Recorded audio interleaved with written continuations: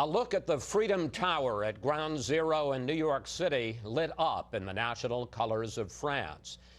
The attacks in Paris mean the focus in the race for president will now shift decidedly to the war on terror and how to keep Americans safe. Joining us now is one of the Republican frontrunners, Dr. Ben Carson. And Dr. Carson, welcome back to Fox News Sunday. Thank you. Nice to be here. If you were president right now, what would you be doing specifically in response to the attack on Paris? Well, obviously, extending, our support to the French. They were our first allies, and we certainly want to stand with them and make sure that they understand that and that we sympathize with them. But, recognize that the president has a large array of resources available to him besides just the Pentagon. We need to use our intelligence to a much greater extent, our intelligence agencies. I think looking at the ideological war that's being waged by the jihadists has been very effective, and we need to wage a counter war against them, utilizing social media and all the same mechanisms that they use. And also the clerics. We need to be putting pressure on them to disavow what ISIS is doing. They can't sit on the sideline here. And I think also, looking at what was accomplished recently with the taking of a city, that's a long-range thing, and it worked very well with the Kurds, shutting off supplies, creating the right atmosphere, providing the type of air support. We can start doing that with other places too. You look at places like Mosul. We can start now. But let me, if I may, sir, and controlling. If I may, let me just focus on the military component, because obviously after the slaughter of over 100 people, while all of those are important components, the military component is the most immediate one. And you have said that you would, as president, try to create an international coalition militarily to go after ISIS. How would you put that together? Who would you call first? Well, what I was just explaining is, how we use the resources that we have. That includes some of our special ops people working in conjunction with an effective fighting force there.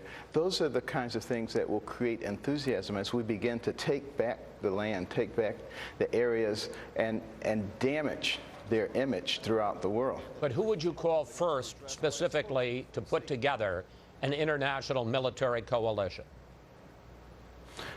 My point being that if we get out there and we really lead, and it appears that we're making progress, then all of the Arab states and even the non-Arab states, who I think are beginning to recognize that the jihad movement is global.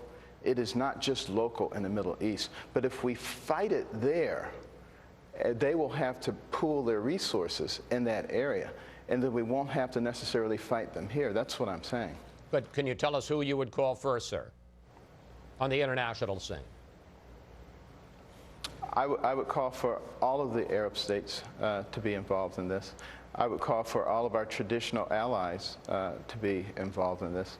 I don't want to leave anybody out, because really this is, when you're talking about a global jihad movement, you're talking about a movement whose eventual goal is to dominate the entire world.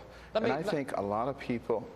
Well, I'm sorry, sir, but I just want to ask you, you talk about, and you've been very frank about putting U.S. boots on the ground. Would President Carson commit thousands of U.S. troops to going back into Iraq and going into Syria for the first time for a ground war against ISIS?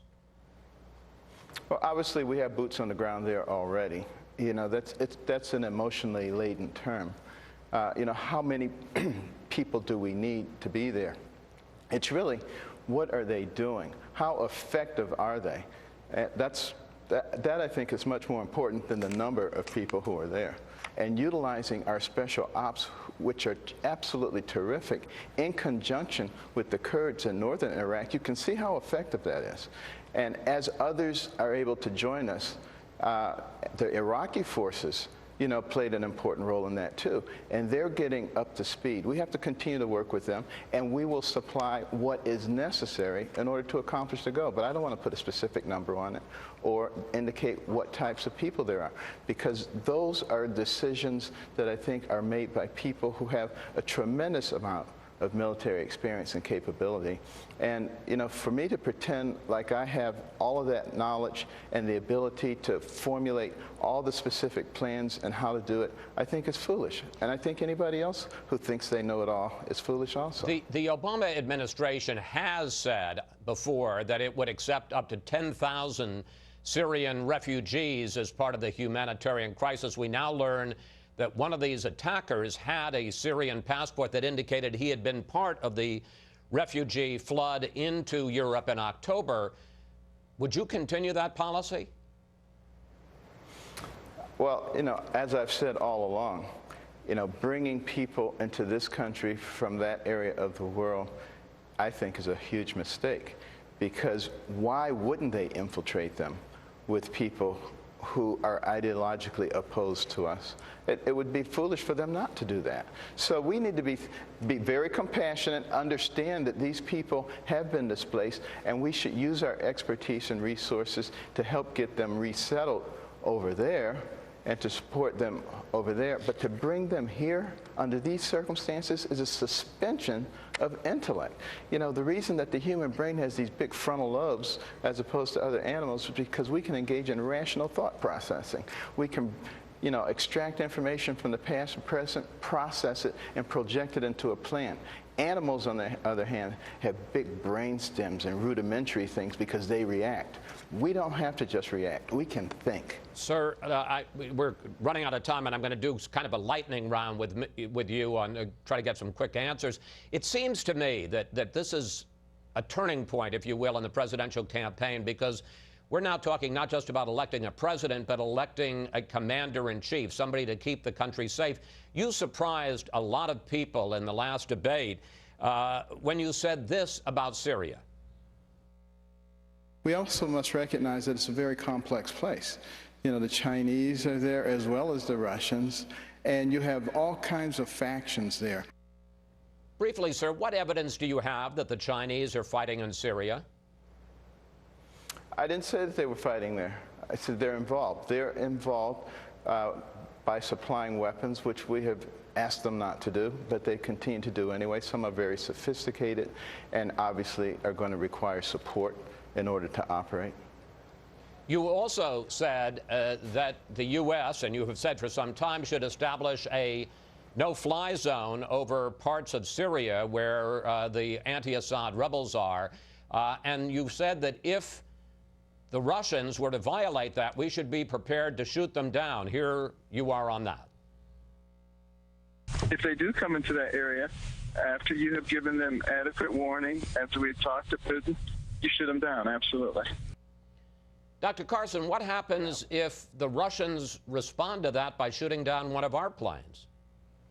I would do that in conjunction with the Turkish forces along the Syrian-Turkish border, where a huge number of those refugees are located. It's a humanitarian thing to try to provide them a safe haven for now. But sir, if I may press that the Russians understood that we were going to do that. If I may press my point, what do you do if after we shoot down a Russian plane, they shoot down one of ours? If they violate it, we will in fact enforce it, and we'll see what happens. For us to always be backing down because we're afraid of a conflict, that's not how we became a great nation, Chris. But you're talking about getting potentially into a shooting war with Russia over Syria? Well, if we establish the no-fly zone and we make clear the rules, if they violate it, that's why you have a no-fly zone. That's the very definition of a no-fly zone. You can't fly there. Finally, sir, we are no longer, it seems to me, after Paris, talking about issues like immigration and taxes as important as they are. We're talking about life and death. We are talking about keeping Americans safe from people who would slaughter us, as they did in Paris. And I guess the question is, why should voters choose you over someone who actually has experience in foreign policy, who has experience in national security? Are you talking about somebody like Hillary Clinton, perhaps?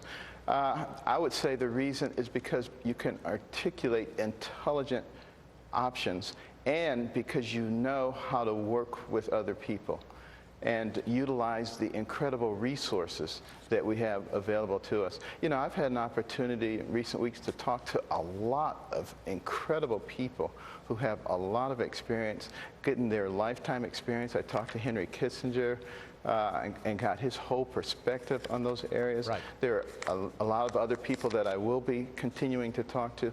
You have to be willing to recognize that you are not the end all, but you are the conduit for the conduct of American policies. Dr. Carson, thank you. Thanks for joining us today. It's always a pleasure to talk with you, sir. Thank you, Chris.